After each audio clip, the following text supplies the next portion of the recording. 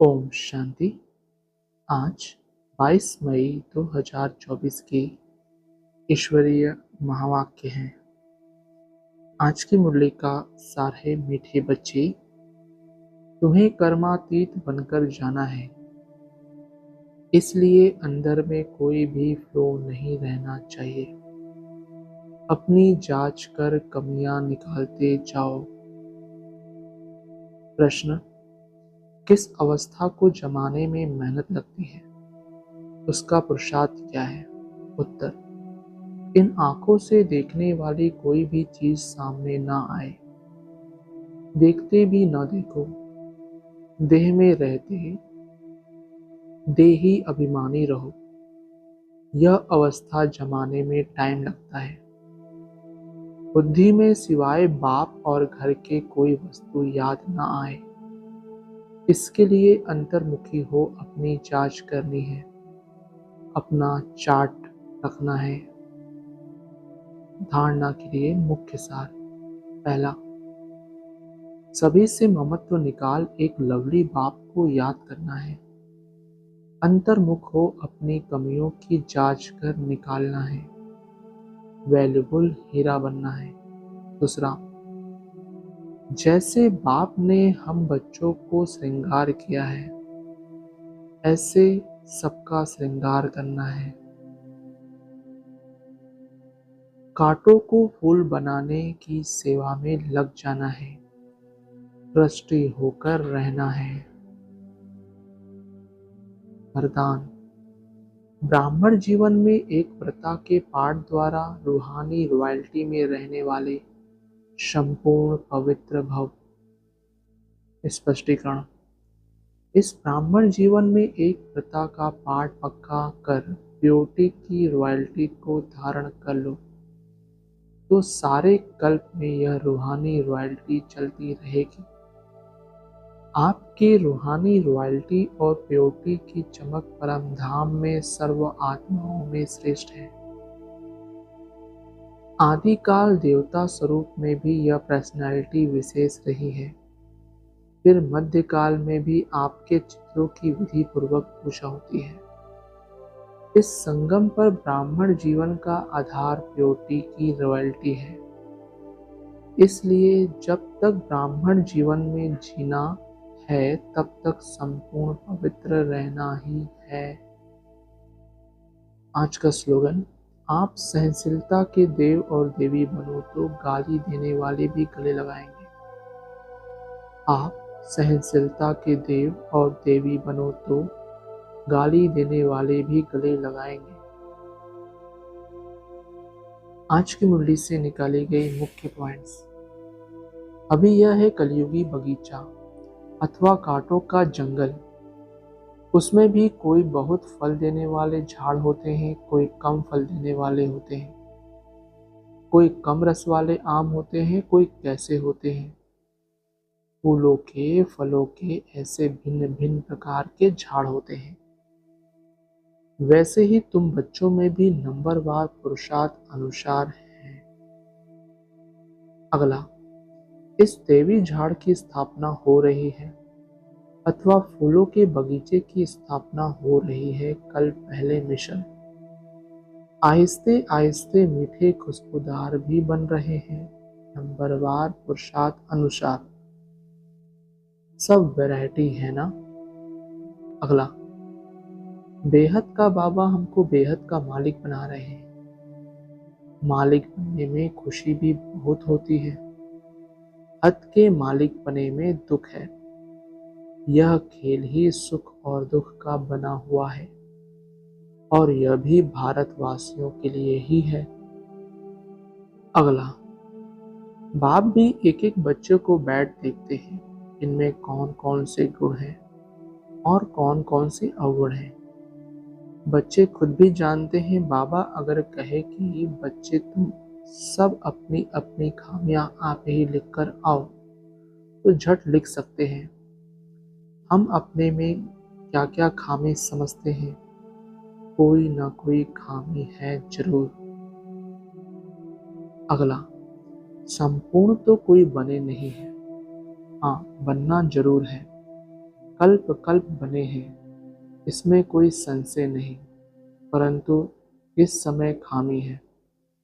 वह बतलाने से बाबा उस पर ही समझाएंगे। इस समय तो बहुत खामियां हैं।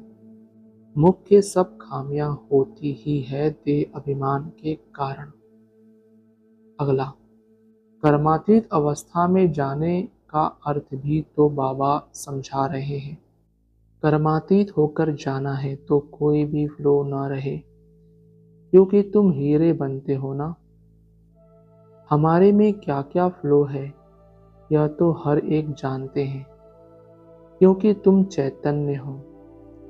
जड़ हीरे में फ्लो होगा तो वह निकाल थोड़ी सकेंगे। तुम तो चैतन्य हो, तुम इस फ्लो को निकाल सकते हो। अगला, सर्जन पूछते हैं कौन सा फ्लो है जो तुमको अटकाता है, आगे बढ़ने नहीं देता है। फ्लोलेस तो पिछाड़ी में बनना है, वह सब अभी निकालना है। अगर फ्लो नहीं निकलता तो हीरे की वैल्यू कम हो जाती है। अगला, बाप कहते हैं तुम्हारी अवस्था ऐसी पक्की हो जो शरीर छूटने समय अंत में कोई भी याद ना आए। यह तो क्लियर है। मित्र संबंधी आदि सबको भूलना है, संबंध रखना ही एक पाप से है। अगला, तुम बच्चे जानते हो हर एक के दिल में है हम विश्व के मालिक बन रहे हैं। पुरुषार्थ अनुसार जिन्हों को ऊंच पद मिला है उन्होंने जरूर पुरुषार्थ किया है तो तुम्हारे में से ही ना। तुम बच्चों को ही इतना पुरुषार्थ करना है, इसलिए बाबा एक एक बच्चे को देखते रहते हैं। अगला, हर एक अपने दिल में समझते हैं कि बाबा जो अवस्था बनाने लिए कहते हैं वह अभी बनी नहीं है। एम ऑब्जेक्ट तो बाप समझाते हैं। अगला, सबसे जास्ती खाद है देह अभिमान की, तभी देह की तरफ बुद्धि चली जाती है।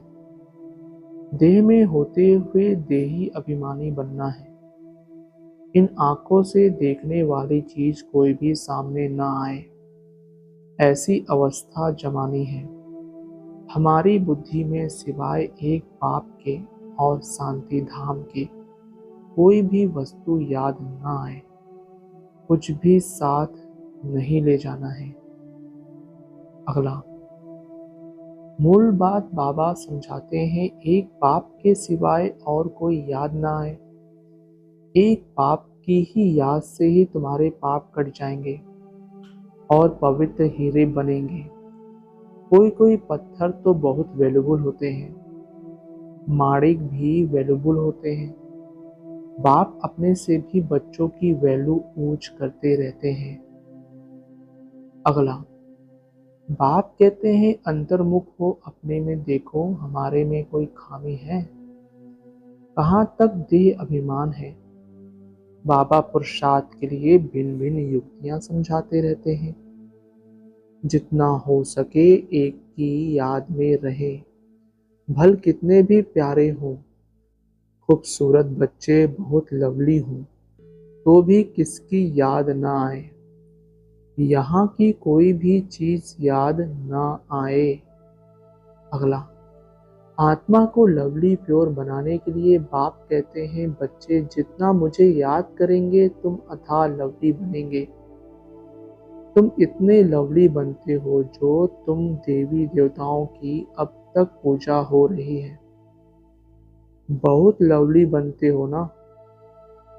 आधा कल्प तुम राज्य करते हो और फिर आधा कल्प तुम ही पूजे जाते हो। अगला, अपनी जांच करो कि बाप को बहुत लव से याद करते हैं। बाप की याद में प्रेम के आंसू आ जाएं। बाबा मेरा तो आपके सिवाय दूसरा न कोई, और कोई की याद ना आए, माया के तूफान ना आए। तूफान तो बहुत आते हैं ना।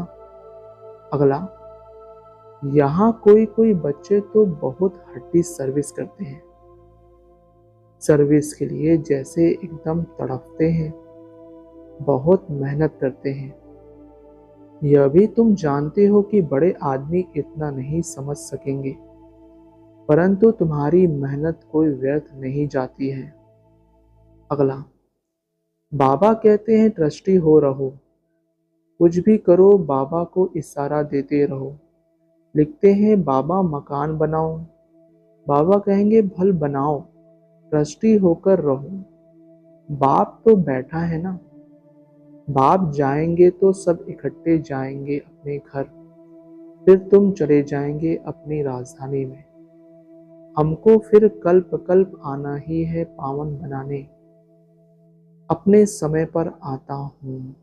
अच्छा, ओम शांति मीठे बाबा, शुक्रिया बाबा। ओम शांति ब्राह्मण परिवार, ओम शांति।